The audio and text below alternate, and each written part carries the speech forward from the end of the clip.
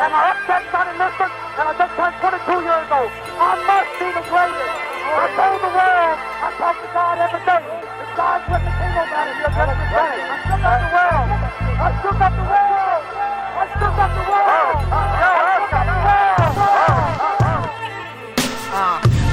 I said, can I be a legend? Search your soul and answer me this question. Do you think I have what it takes to be great, but still be humble and learn from my mistakes? Shit.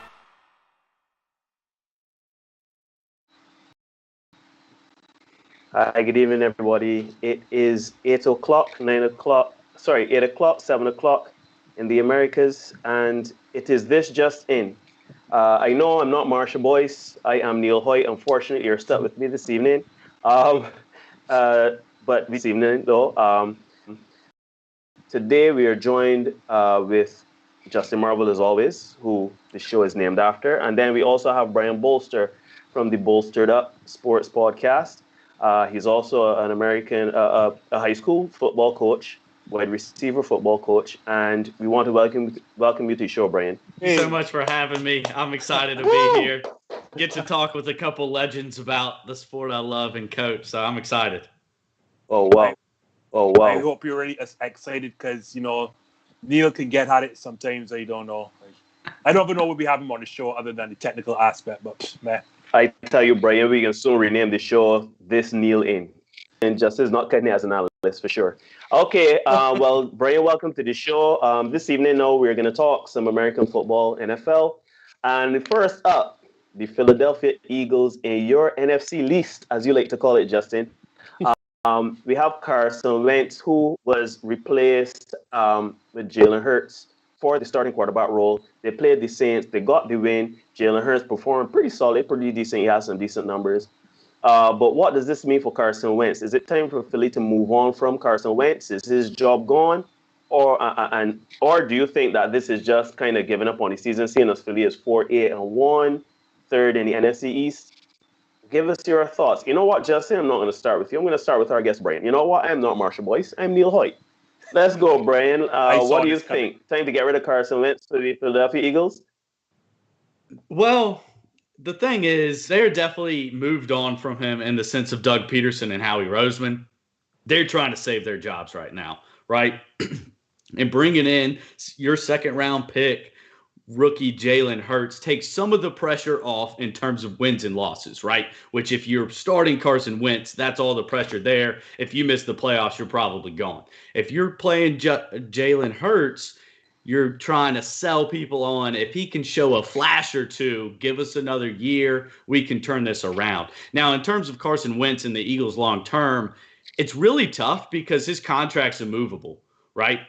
It's not exactly a contract that another team would want to bring on, but mainly it's more difficult for the Eagles to get rid of him. That dead cap number is absolutely brutal. So I think his only chance to get another legitimate shot in Philly is Jalen Hurts completely falls off the last 3 games, or they fire Doug Peterson anyways, and they bring in a new coach who loves Carson Wentz. You know me, Neil. I always said my favorite term in sports is follow the money. So Brian hit the nail on the head. The reality is, for the moment that Carson signed that 4-year, $128 million contract, it was going to be next to impossible to move on from him. Brian correctly said there's no team that's going to take up that money. I just don't know what Philadelphia does. Here is the problem, huh? We're acting like this guy has been a problem for like 3-4 seasons now. And the reality is the only problem that he posed to them early on was his inability to stay on the field. Because, let's look. Rookie season, you don't expect much. I think, 16 touchdowns, 14 interceptions. All right, you expect that from a rookie. He was decent. The very next year, his sophomore season, MVP frontrunner, played, only 13 games, and I think he was 33 touchdowns to only 7 interceptions. Had the season only played 13 games, Carson Wentz is your MVP. Next season, he comes back. I think it was a respectable 21 touchdowns, 7 interceptions. The team doesn't look as good. Nick Foles comes in again to replace him. He's injured. They make the playoffs and I think upset the Bears. Was it Brian? I think they upset the Bears. And then, or is it the other way? Yeah, they upset the Bears. And then last season, with, as we all know, an old and aging offensive line, almost no skill positions to work with, 27 touchdowns, 7 interceptions, and wins the NFC East and makes playoffs again. Only exits the Seattle playoff game due to a dirty hit from Jadeveon Clowney. So it is not that Carson Wentz has been bad. It is this one season that, to me, is inexplainable. I don't know what you do from here. My guess is that you have to fire Howie Roseman and Doug Peterson. Hopefully bring in a staff that can fix him. We saw what he was under Frank Reich, who's now in Indianapolis. You can't trade him because no one's taking on that contract. And like for me, I'm not giving up draft picks for him either. So he is one of the biggest question marks. He is an enigma for me. I just don't know what you do with him. I don't know what goes forward. But from the time he signed that contract, he is going to be Philly for the long haul. Okay, guys, but what about Jalen Hurts, right? I mean, he played pretty well, got the win against the New England Saints. He put up numbers of he rushed for over 106 yards, decent completion of 56.7, 167 yards for 83.6 quarterback rating. What do you think about, so we're not moving on from Carson Wentz because of the contract, but do you think that he has done enough in this one win, especially against the New Orleans Saints so late in the season, to give you kind of a consideration of what you can possibly do with Carson Wentz? Let's go with Brian. Yeah, he definitely flashed in that first start. Wasn't over the top impressive, but he got it done, and particularly on the ground. And that's what we've seen with a lot of these young quarterbacks who have elite running ability. The floor is so high, and I can't think of the last one who didn't at least pop. At least for a couple games, right? Some last longer than others. But the floor is so high that I think it was inevitable that he was going to play decent football, right? The passing numbers weren't going to be off the charts. But he's definitely given Philly hope. I'm already seeing it. I'm already seeing Philly fans say, hey, actually slow your roll, Chargers. Slow your roll, Bengals. Slow your roll, Dolphins. We have the best quarterback from this draft class. I'm already seeing that stuff. And we know it's crazy, Philly, boy. right? Of course that's crazy. But it's Philly, right? That if they get a couple games from this kid, not to mention, we can't completely rule them out of the playoffs. They're technically still in it in that NFC East. Oh. I mean, if they win their next game, I think they got the Seahawks. Be ready. They're going to be throwing parades in Philadelphia. It's going to be, we're sneaking into the playoffs. We're a whole new team. Watch out. We're coming for the Super Bowl. They're not going to be cautious at all with their talk. So, Justin, what do you think? What do you think if for some reason, somehow, the Philadelphia Eagles could pull off a big win against the Seahawks, and they can actually move up into the ranks of the NFC East? Yeah, but what do you think?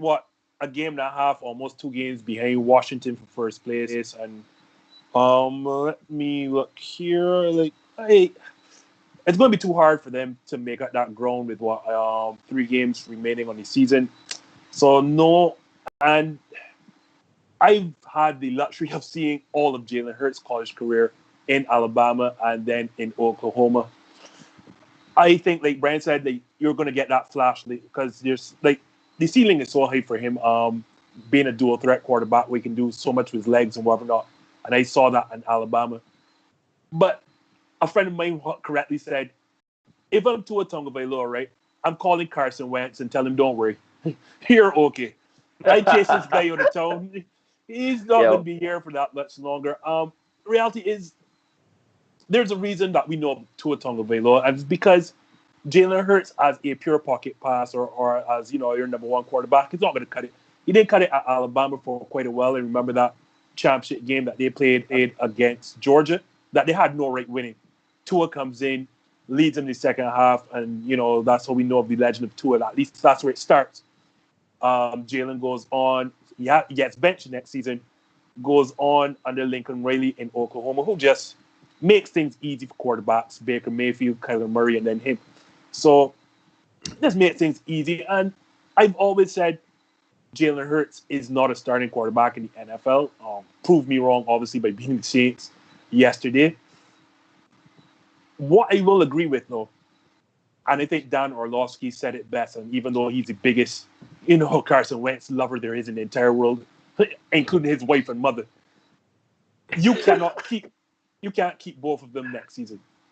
There is no way that quarterback room exists with Jalen Hurts and Carson Wentz going forward next season. And I know I've read reports, Neil, that when they brought in Jalen Hurts, it was not to compete with Carson Wentz for the starting job. They just like to have, as they would say, a quarterback room. They like to know that they're developing quarterbacks, one. And two, they wanted a quality backup on a cheap. I mean, like, he's on a rookie contract. As I agree with Dan Orlovsky, whatever happens going forward, like Brian's right, like, imagine if he wins. Let's say he wins out and they get to playoffs. All of Philadelphia, including the mayor, is going to be calling for Jalen Hurts. Yep. Whatever happens, you cannot keep these two men in the same room. Whether you decide to have Jalen Hurts your start and find some, you can't cut Wentz. If you can find some trade partner for him, you just can't keep both, and that's the best I can say where Jalen Hurts is concerned. Yeah, I agree. I mean, the thing about it is Carson Wentz just signed. I mean, I agree with you guys 100%. They just signed he just signed a big contract. Jalen Hurts, yes, he is playing well, but it's just one of those things. Philadelphia is in a pickle, and the NFC East is in a pickle. So moving on from that, now speaking of the NFC, I want to ask Brian a quick question. As a coach yourself, Brian, what would you do in this situation? Where would you do next season?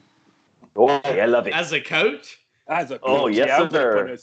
Well, yes, sir. Unfortunately, I will say I think the coach has kind of the least control in this situation. I think it's going to, like you said, money talks. That's going to be the decision from the top down. As a coach, once you've made your decision, once they went with Jalen Hurts, you got to hope that's the guy, right? Because you've lost trust regardless, right?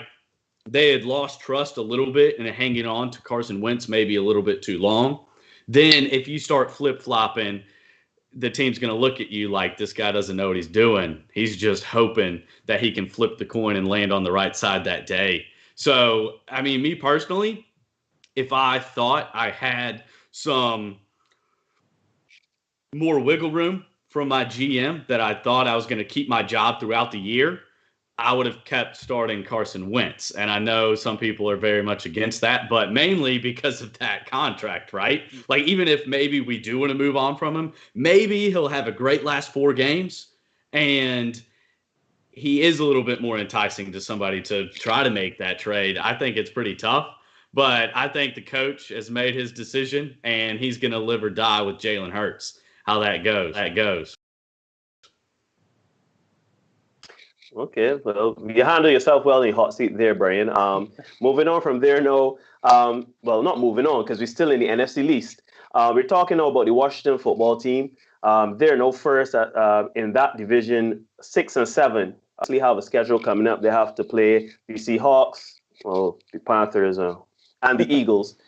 They played the Eagles already earlier this season. Game 1, they beat them. They played the Steelers, got a win. They played the 49ers, got a win. They beat the Cowboys twice. So that's 2 division rivals kind of out of the way there, especially knowing where the Eagles are going forth into the last week of the season, whenever that comes. What do you guys think? Do you think that the Washington football team, do you think they're going to win it all in that division? And if so, what can they possibly do in the playoffs? I wish I was a guest. I wish I was able to give my analysis because I would love to say that, no, but go ahead. No. Neil, we're going to come back to you. But yeah, we're just going to start with Brian here. Yeah, go ahead, Brian. Yeah, I think Washington is really setting up well to take this division. Obviously, the one thing for pushback there is the Giants have the tiebreaker, right? So if they do end up having that same record, it's going to go to the Giants. Looking at their schedule, they're actually the NFC least team with the Seahawks this upcoming week. They get them at home. And the Seahawks are coming off a tough outing, not against the Jets, but just previously against the Giants, right? So I think there's some question marks there. But then they end their season with the Panthers and the Eagles, 2 winnable games. I could see them getting to 8 wins. This team is believing in Ron Rivera, and Alex Smith is pulling off some heroic performances. I will say, if Dwayne Haskins is the starter, full stop, this team's not making it to the playoffs. He is absolutely atrocious. So I think if Alex Smith is behind center, you got to feel pretty good if you're a Washington football team fan. Justin? I just think that, I mean, no one's going to win the division. You're just going to back him for it. I was going to say that. There are no winners there. There are no winners here. But I agree with Brian. First thing first, you can't start Dwayne Haskins and hope to back into this division. That's like, I don't know who drafted him. Well, I do. But I don't know who. Yes, that's why he stopped there. Yeah, I know who drafted him. I don't know who continues to play him. Alex Smith has to be the guy. And when I looked at schedules, at first, I thought about a couple of weeks ago, I thought this was the New York Giants division to win. But somehow they ran hot and won 4 games in a row.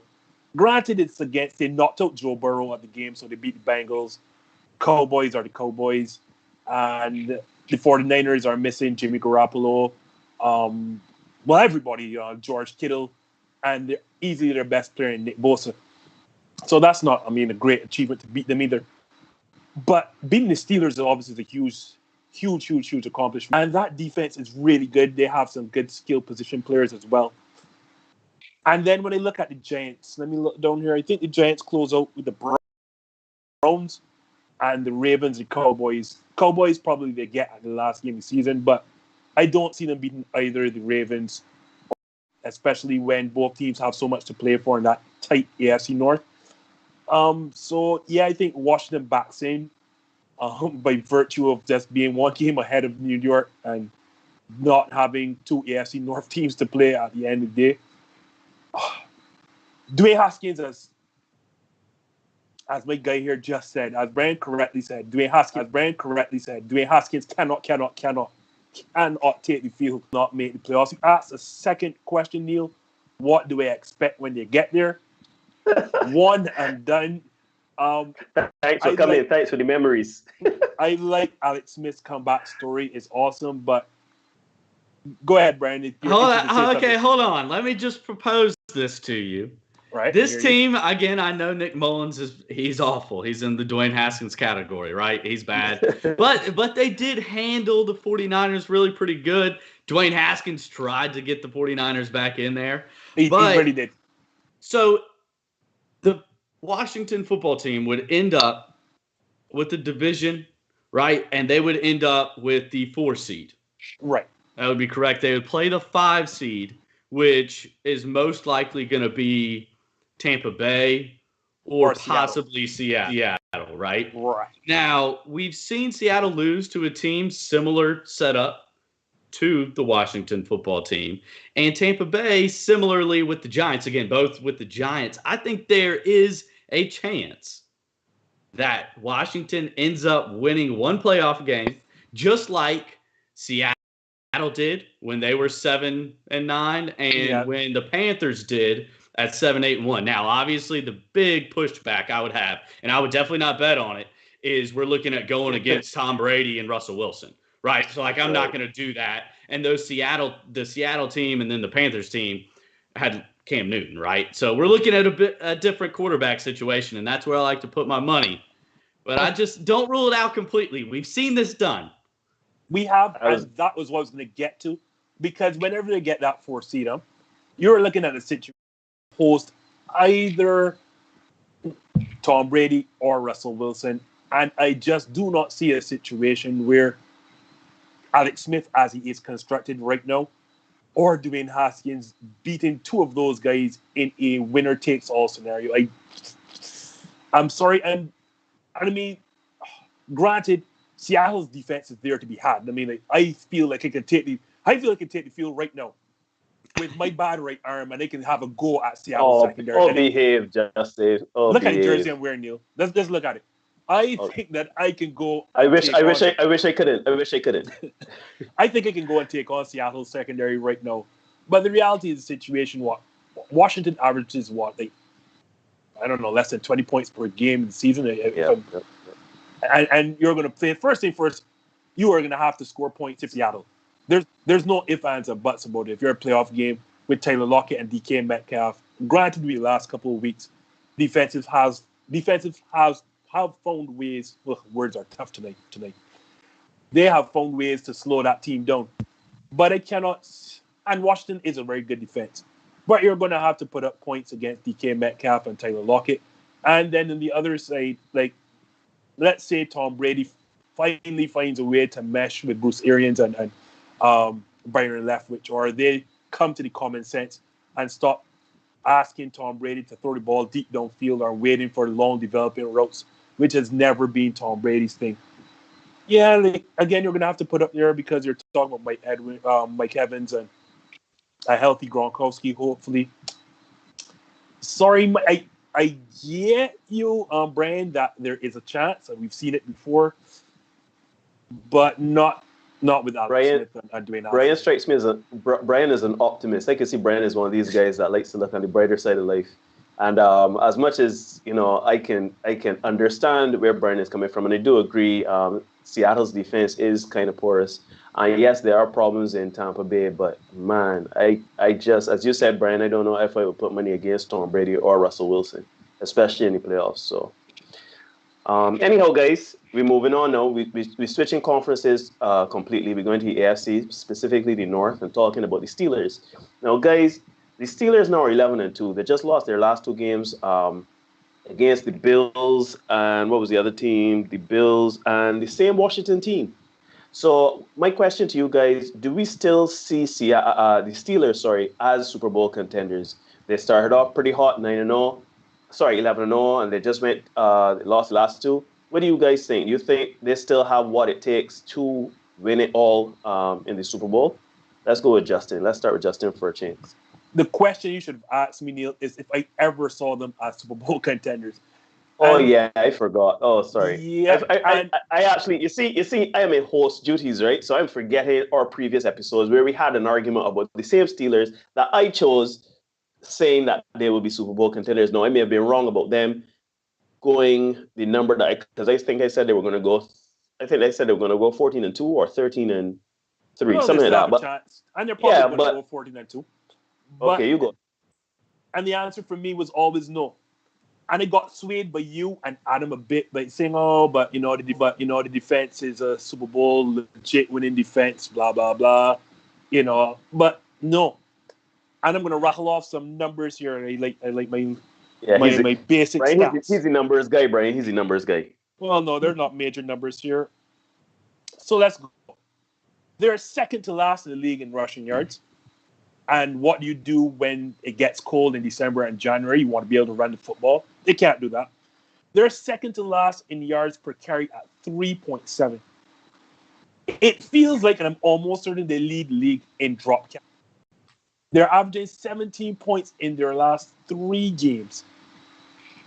When you look, just to get out the AFC, because if you're saying that these are Super Bowl, this is a Super Bowl contender, it means that you're obviously going to get the AFC. And to do that, you're going to have to beat one of 2 teams. You're going to have to beat the Kansas City Chiefs. And must I go over Patrick Mahomes, Travis Kelce, Tyreek Hill, Sammy Watkins? No need. No, I'm going to keep going. Mecole Hardman, Clyde Edwards-Helaire, and now Le'Veon Bell. Or you're going to have to beat the Buffalo Bills. And we saw, well, that just didn't happen. Yeah, that didn't materialize. And if you're going to have to put up points, no matter how great your defense is, as we saw last night. And to be fair to them, they were missing key pieces on that defensive side.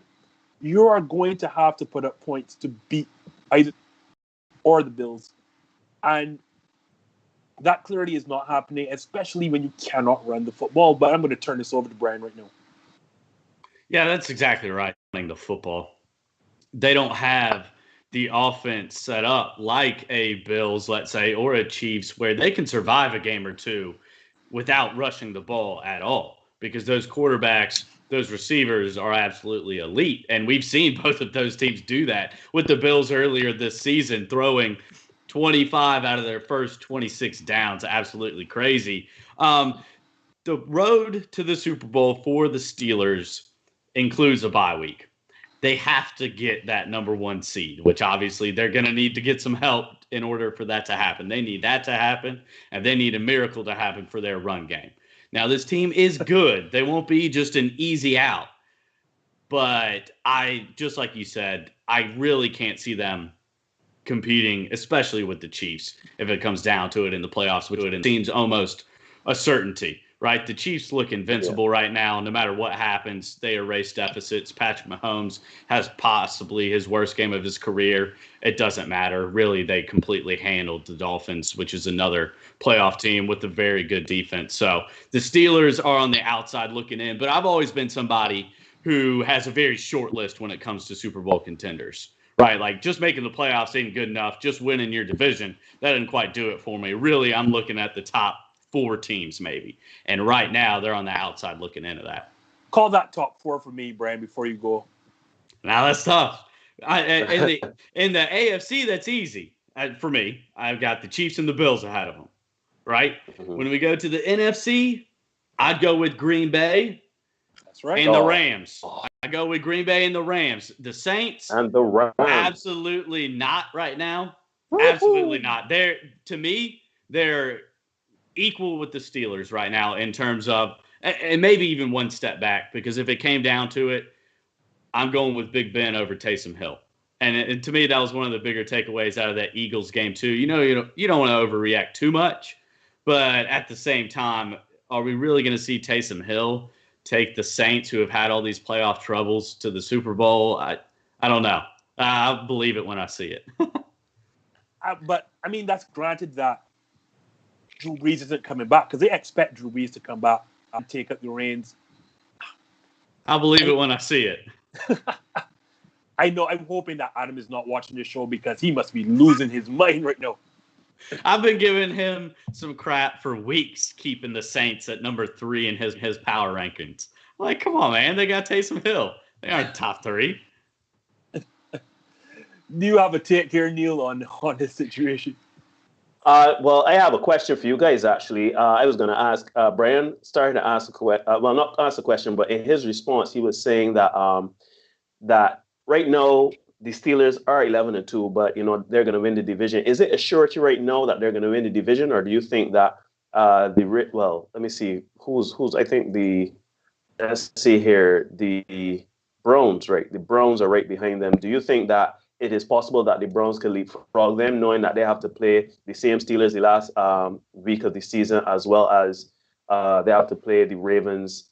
Do you think it is any possibility, Brian, that they lose this division? No, I don't think so. And it's going to clear up after this week, basically, where tonight we have the Browns and the Ravens. I believe the Ravens are going to win, and that's going to knock the Browns out of contention for this division. And then to help things, the Steelers have the Bengals next week, so that's a win for sure, right? So they're going to get to 12 wins. That might be enough in and of itself. But I also think Cleveland's going to drop. And then there's no way that I'm picking Cleveland over Pittsburgh, at least at this point. Maybe if things take a total dive for the Steelers, maybe I'll change my tune week 17. But right now, I'm definitely riding with the Steelers. What he said. I don't think there's anything else to say. Yes. Was that Neil? Yeah, you see, Brian, he wants me to... No, Brian, he wants me to give my take, because I had the Steelers very early on in the season to go all the way.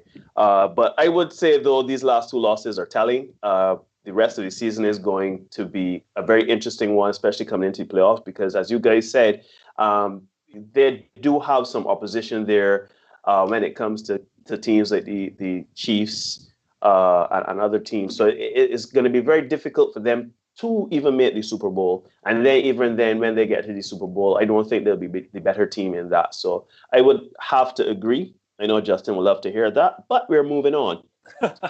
So, but no, I know this is so funny, right? Because Justin, we could tell who did the production notes this week, because the next question is about your Aaron Rodgers, Justin. I'm not even going to start with you. I'm going to start with Brian. Brian, do you think that Aaron Rodgers has passed Patrick Mahomes as the MVP for this season?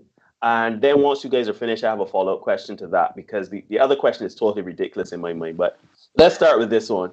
Do you think, Brian, that Aaron Rodgers has surpassed Patrick Mahomes as the MVP for this season? He has, as of now. And I know it's looking really good in Green Bay. It's looking really good for Aaron Rodgers. I bet on him if I had to today. But you absolutely do not count out Patrick Mahomes. There's a couple reasons for that. Number one, the Chiefs will end up with the number 1 seed in the AFC. The Packers probably will, but still up in the air. The Chiefs will end up with the better record, I think, by at least 2 games over the Packers. We all know this kind of stuff factors in. And then third, Patrick Mahomes is going to end his season with the Falcons and the Chargers. Now, I know the Chargers played them pretty tough last time, and it'll actually be pretty interesting to see whether or not the Steelers do take that slide, if the Chiefs even need to play that Week 17 game. But I could see Patrick Mahomes putting up some gaudy numbers over the last 3 weeks, getting to be statistically comparable with Aaron Rodgers, who has surpassed him at this point, and then getting a nod because his team's going to be possibly 15-1. Ask me, Neil. Just ask. Go ahead. I'm waiting. Come on.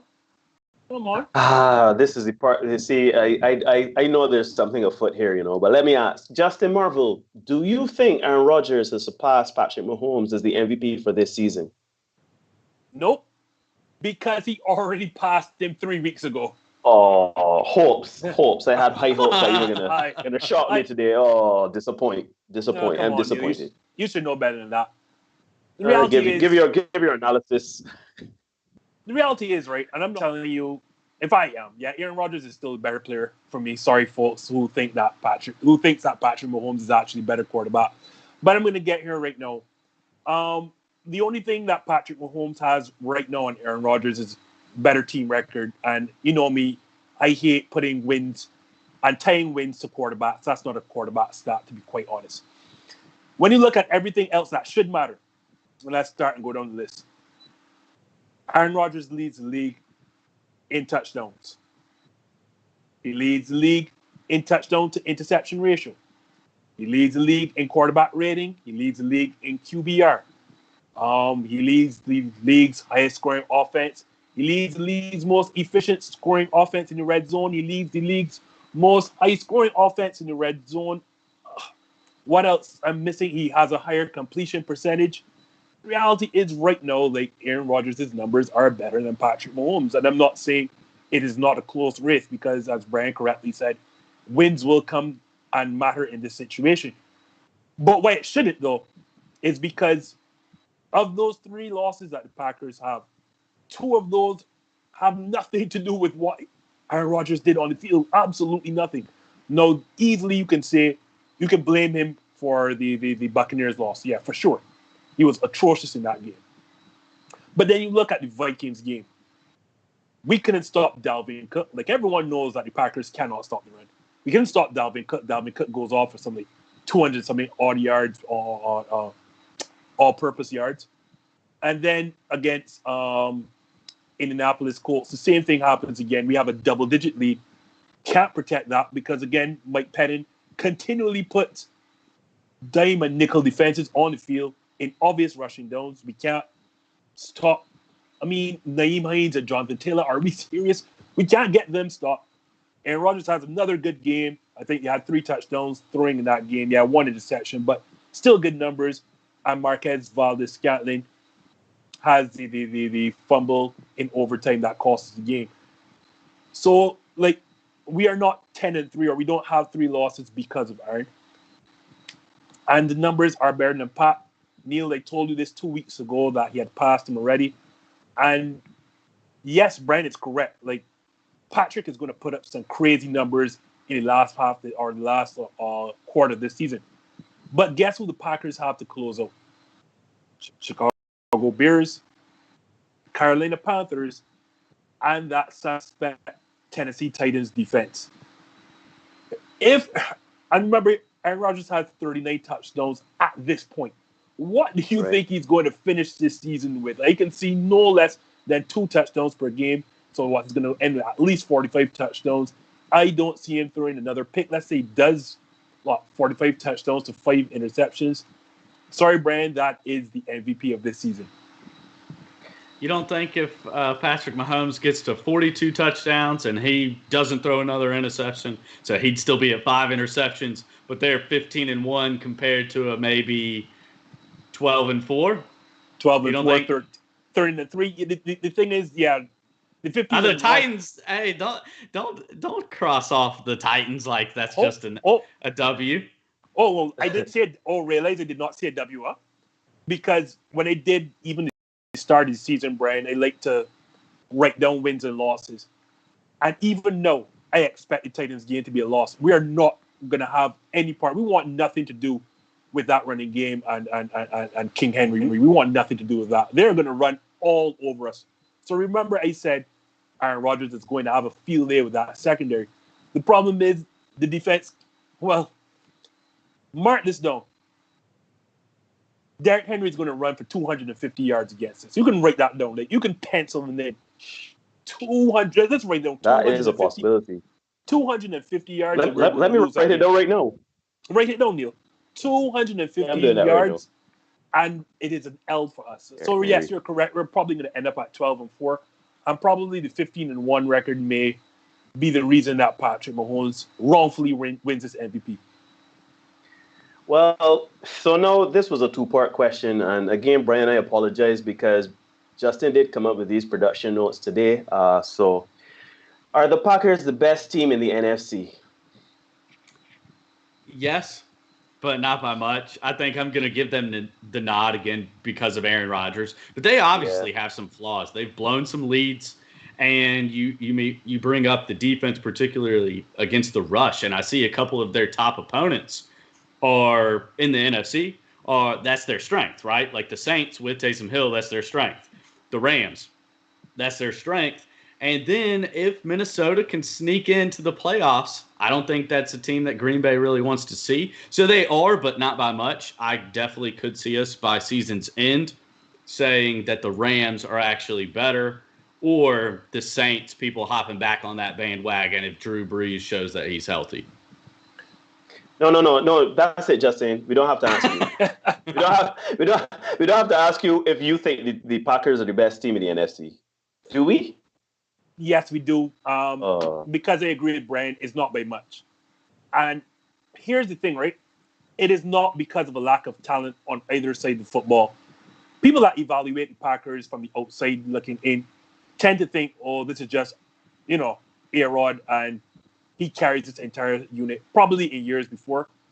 When you look at the talent, and it's just not me, Neil, I'm going to just go, as you know, with numbers and my friends there at Pro Football Focus. Mm-hmm. This season, Rodgers, by Pro Football Focus, is the top-rated quarterback. Devontae Adams, who's missed, Neil, 2 games this season now, is leading the league in touchdowns by Pro Football Focus, again, the top-rated wide receiver in the game. We have the top-rated left tackle in David Bakhtiari, top-rated center in Corey Linsley. And, we have a great offensive line, and that second-year player, Elton Jenkins, who's played every one of the 5 positions on the line. He has been a stud for us. Then, without a doubt, Aaron Jones is a top 10 running back. The numbers are not going to show that because, we go by committee, so he and Jamal Williams share snaps. But then we look at the troublesome defense, and it is troublesome. But again, not for a lack of talent. Jair Alexander, I think, is top 2 by Pro Football Focus as a shutdown corner. Zadarius Smith, in my estimation, is the top 5 pass rusher. You still have in the middle Kenny Clark, one of the better nose tackles in football, although he's not been playing like it this season. You have studs all over the field. The problem comes in Mike Pettin, and where do I begin? First, obvious rushing downs. Mike Pettin loves to put on nickel and dime defenses. For what reason, I do not know. Granted, our linebacking core is not the strongest, but you passed up a chance to draft Patrick Queen, to take Jordan Love, and that's a podcast, an entire podcast for another day. But you pass up on Patrick Queen to take Jordan Love. So and then you are wondering why you can't stop the run. Then not only are you playing in dime defenses, you have one of the best cornerbacks in the league, a shutdown corner, Jair Alexander. And still you're playing a lot of zone on the back end and you're playing soft coverage. Like these cornerbacks are backing up almost 10 yards. So you're giving up that soft coverage. Neil, at my age of 39, who's never played quarterback at any level, I'm going to make completions if you give me 10 yards of cushion. Good gosh. So yeah, our defense is not particularly against run, but it is not for a lack of talent. We have talent all over the field. That is why I comfortably say, even outside of A-Rod, this team is the best team in the NFC. The defense just does not play like it. Well, I will reserve my comments because I don't want this to be a Packers love fest. So we can move on from there now, and we're going to go on to what you guys know that we're almost finished with the regular season. Let's name the 14 teams that are going to be in the playoffs. Right? I can start with Brian. Just spitball your top 14 teams that will make the playoffs. The way I see it, at least in the AFC, Chiefs, Steelers, Bills, Cleveland, Titans are all in for sure. I think the Colts, you could probably go ahead and throw them in as well. So you're really looking at that last spot. Is it going to come down to Miami or Baltimore? I actually think it's going to be Baltimore. I think they're going to get that positive momentum continued this tonight against the Browns, and I think they're very likely to win out. Their schedule is so easy. So that's the way I see it falling in the AFC. No Las Vegas? No. They have fallen apart completely. They tried. Brian, hold on, Brian. The reason why he asked if no Las Vegas is because I am a Raiders fan. So he asked that question, not because he was genuinely asking, but there was something nefarious behind that question. But continue. Yeah, that's just dirty. Yes. But dirty. for the NFC, Packers, Saints, Rams, Seattle, Tampa Bay is going to be in there. Washington, which leaves us with basically the Bears, the Vikings, and the Cardinals. I think the Cardinals are going to end up winning this division. Now, I don't know the tiebreaker. I'll go ahead and say that. So if they both end up at 8-8, which I think is pretty likely, I don't know what the tiebreaker is. I'm going to just assume that goes to the Cardinals and say that the Cardinals are likely to get that spot. I think when Minnesota looks back at this season, obviously they're going to be upset about their start, right? And we know they won 5 out of their last 6 before the Tampa Bay game, right? They're going to kick themselves for losing to the Dallas Cowboys. That 3-point loss, a brutal loss, and people probably glossed over it, including myself some, because they were on a hot streak and everything. But that's going to be the one that I think keeps them out of the playoffs. This is a different team than the start. I don't take that Tampa Bay win over them for granted, although Dan Bailey's performance was absolutely putrid. You could tell, honestly, after his first missed field goal. Right, he missed the extra point and then missed field goal. You could tell he was done. They lined him up for that 54-yarder. My fiance was next to me. I was like, how much you want to bet he misses this? And he missed it by about 54 yards. So I guess to keep this, I'll go with the Cardinals for that last place team in the NFC. Don't keep it short, Brian, because unfortunately this last segment has no intrigue to it.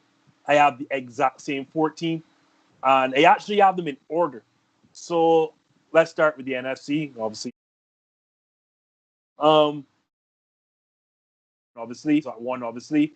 Saints 2, Rams 3. I think the Rams hold on and win this division. I didn't have them winning this division before a ball was kicked. I had Arizona Cardinals to win this division.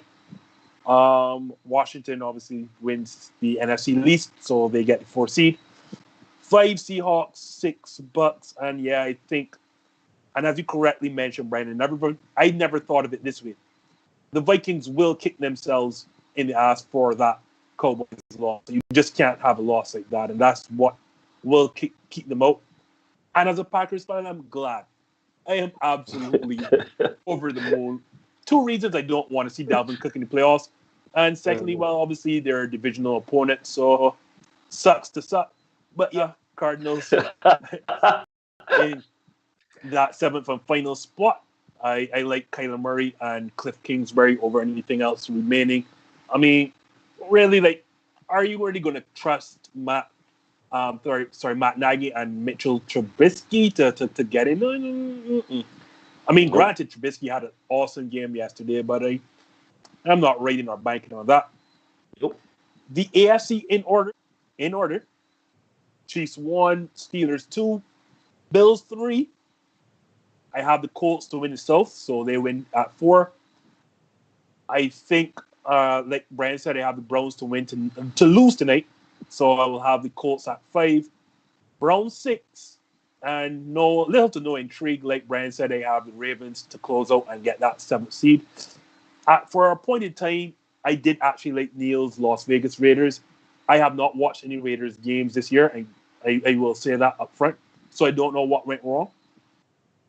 I love Brian Flores in Miami. I love that defense, but yeah, that they're not good enough on the other side of football. And Tua Tagovailoa, I am not high on. Yes, I said that here in the space on the internet. I've actually said I am not high on Tua Tagovailoa. Wow. Yeah, Wow. so yeah, the Ravens for that 7th seed. And here's one brand that's going to shock you. If the Ravens get any higher than 7 and are actually at 6, I can see a scenario. Them going into Buffalo where it's very, very, very cold. There are 2 things that Ravens do extremely well. They run the football and they stop the run. And those are the 2 things you want to do when it's December and January. I can see a situation, Brian, where the Ravens run extremely well, keep the football out of Josh Allen's hands, and upset the Buffalo Bills in Buffalo. I'm not saying it's going to happen, but I can see that scenario. And if I'm Buffalo or if I am Pittsburgh, I do not want to see Baltimore get into this crowd. Yeah, that's actually who I think they're more likely to upset, and who they would rather see is Pittsburgh. I think the Ravens want to see Pittsburgh, a team that can't run the football. They're going to absolutely shut that down, get it to 0, and put all the pressure on Big Ben to complete passes down the field. And as you mentioned towards the top of this, they've had a lot of issues with drops. I think the Steelers need to get back, obviously, to the ground game. Who knows if they'll be able to solidify that. But then I think they got to get back to Juju Smith-Schuster. I know a lot's been made of him this year. A lot of people are calling him overrated, which I disagree with. Again, I might be a little biased. I'm a USC fan, but he does so much that you can't account for in a stat sheet, right? He's the greatest intangible guy. Energy, he blocks at an excellent level. He, for any kind of number 1 receiver in terms of hype coming into a season, he doesn't make a bunch about targets. He doesn't make a mess about Claypool getting all the shine, or Deontay Johnson. Deontay Johnson continuing to get a ton of targets while he just drops everything in sight. I think they got to get back to Juju. He's a Steelers player. He reminds me of Hines Ward, just in a tough football player at the wide receiver position. But that's a long way to say, honestly, if they match up today, I'd pick the Ravens. Woo! Whoa. That is a hot take. I like that. I love it.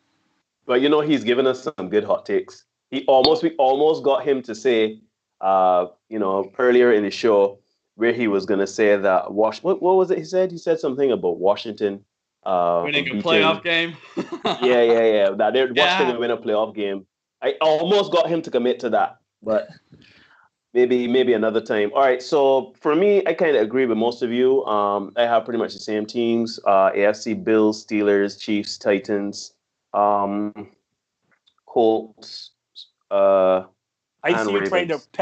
see you trying to write in the Raiders there. I see you.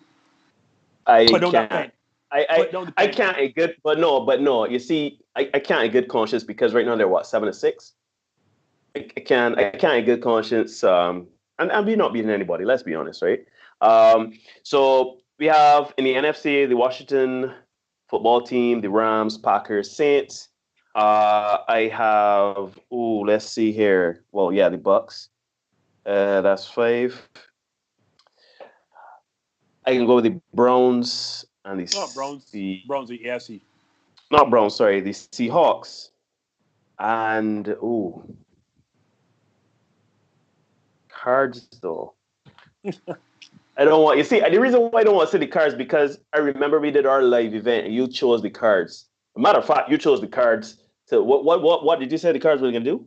I told them, Brian, and they didn't want to hear me at the time. I told them that the Cardinals will be in the NFC title game. I called that from before. I don't even know about that. But you know what? I gotta go with the Cards.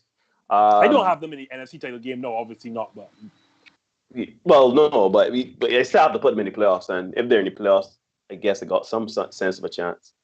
Hold on. Well, sorry, Neil. Go ahead. No, you go ahead. Go ahead. As we're here, Brian, I forgot to throw in this little mix. Give me your Super Bowl matchup and the eventual champion.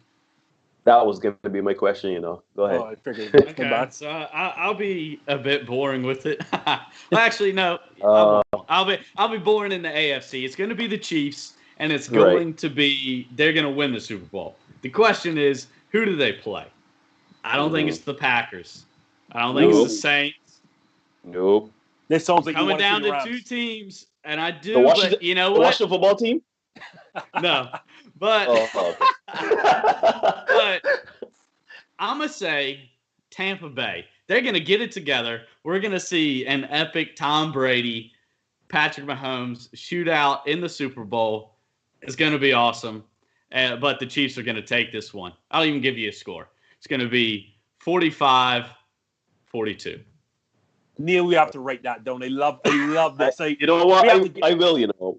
What do you say? What do you say? Chiefs back on this show. I like versus. Watch the Bucks lose to the Falcons this week. They'll be back in panic mode. See, my thing with the Falcons is the Falcons are a good team, just only like 5 weeks a season, right? Like they've in some of their games, like they've been good.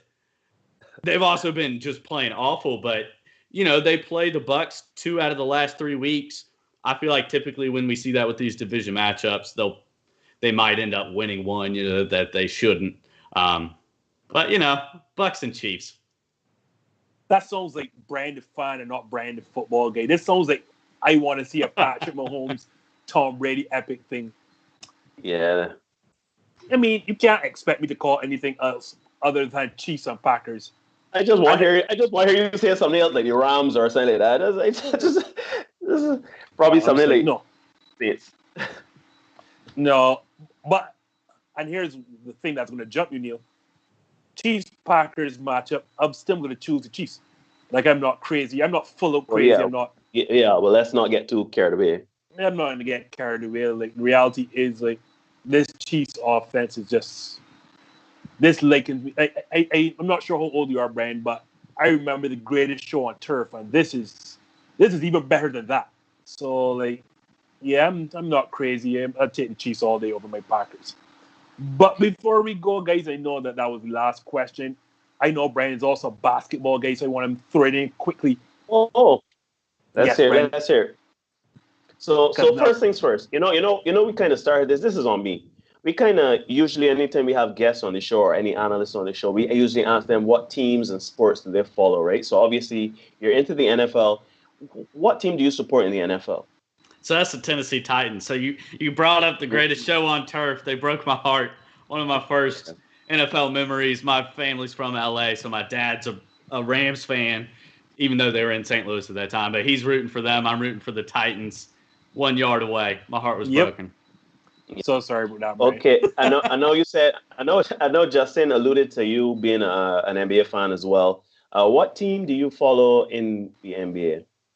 The Lakers. The Lakers. My dad. I had an inkling that this was a good guy. I had a feeling you were a good guy. Right. So no, that we have you here. You do say the Lakers. It's interesting with some of the moves that the Lakers would have made over the offseason. They've gotten a bit younger. They have a mix of some talent. I know we have Talon. What's his name? Talon Horton, PhD. Right. He's been playing well. Yeah, he played very well. He had a double-double, 33 points, 10 rebounds, stuffed these stats with some blocks, some steals. What do you think about this team? Do you think they have enough to repeat? And do you think that THT has what it takes to kind of crack into the rotation of the Los Angeles Lakers long term?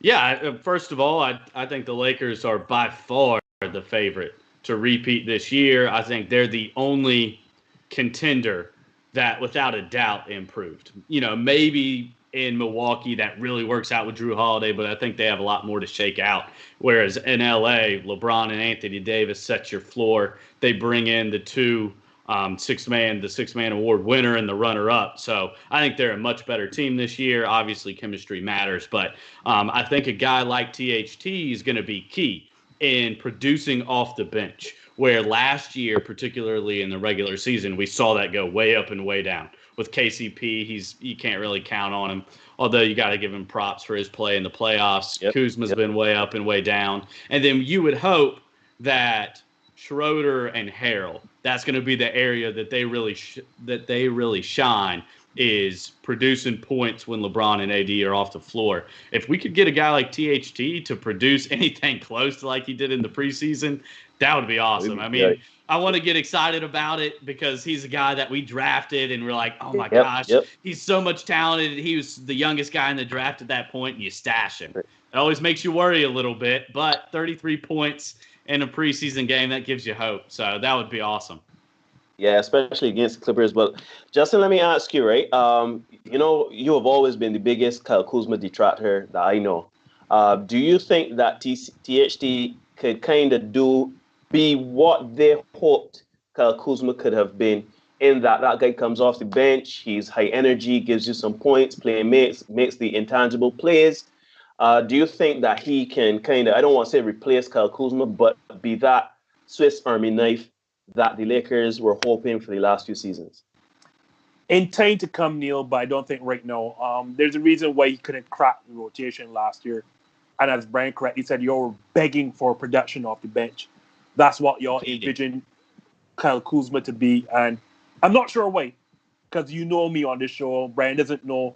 But Kyle Kuzma is trash. It's utter trash. Like, not trash, Justin. No, Neil, not trash. He is who he is. You see, because of all the hype, everybody thought, but no. He was a low draft pick. It's not that anybody thought that he was going to be. But here, like, nobody expected him to have the first season he had. He had a great first season for a guy drafted out of Utah the way he was drafted. But it's not fair to say the man is trash because of expectation. That's not fair. No, I'm going to tell you why he's trash, and it's not just because of expectation. I have a friend, Larry, who always tells me the only reason we mention Kyle Kuzma is because he plays the Lakers. If he had played anywhere else, we would not mention Kyle Kuzma's name. But that's not his fault. He didn't draft himself. It is so true. And it's not his fault that the Lakers stupidly thought that they had a big three with LeBron James, Anthony Davis, and I don't know. I don't know that. I don't know what.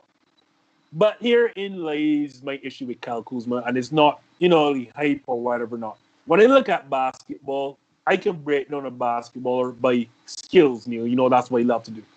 And when you look at Kyle Kuzma's skill set, it is nil. Let's go. Skill for skill. But so wait, hold on a minute. Time out. Time out. You say he has no skills, but this is a man that at one point in his career, especially his first career, was accounted for 18 points per game. So he clearly bad lottery team, Neil. In an extremely bad lottery team. Like if you're bad enough. But so wait, hold on a minute. He averaged how many points he averaged last season? 11, 12 points a game? So I'm going to get to that. So I'm going to get to that, Neil. Because we are past time and Marsha must be there cursing us. But I'm going to get to all this. We're not past yet, but I am monitoring the time. I'm not Marsha, but I am monitoring the time. We're almost there. No worries. Let's look at Kyle Kuzma and his skill set. Is he a good shooter? The answer is no. He's dodgy. He can run hot and cold, but he is not a good shooter, nor is he an above average shooter. And I mean, is he a bad shooter? But is he a bad shooter? He's below average. So he is below average. What I'm asking you, hold on, is he a bad shooter? He's not a good one. So he's a. So hold on, Neil. So hold on. This is not this Neil in. This is this Justin. So hold on. So we're working on that. So the guy is a below average 3-point shooter. He is not exceptionally good mid range. He can't create for himself off the dribble. He has no post game as per se. If you put a smaller player on him, he's going to rise up over him and score. So as he should. He can't create. He's an atrocious passer. Can't create for anyone else. He's a pretty athletic, pretty mobile, good body, gets up and down in transition. So really, the plus side of Kyle Kuzma is a guy that gets up and down in transition and can score at the rim, which requires somebody to outlet you the ball or to get you in transition, because you can't give the ball to Kyle Kuzma in isolation and say, go get yours, because he can't create off the dribble. He can't create for anybody else. He is a below average 3-point shooter. He is not a great mid-range scorer. And the only way you're going to get to ring is if you're cutting back door or if basically you are bullying a smaller defender. So, Neil, I've listed all these things. Does that sound like a good basketballer to you? Answer is no. On a team that has LeBron James, who is hold on. The team has LeBron James as a bully. They have Anthony Davis, who plays in the post. You have guards that can shoot the three. So please name them outside of Contavious Caldwell-Pope, because Danny Green is no longer there, and Danny Green was atrocious. If at the minimum you hope that Kyle Kuzma was a decent spot-up shooter, he is not even that, and that's what, as we know, playing next to LeBron James, all of a sudden we are out of time, right? All of a sudden, I would not have you bashing Kyle Kuzma for me like that. Anyhow, we are running out of time. Brian, you do have Bolstered Up Sports podcast. Where can we find that, and when is the air times and everything like that?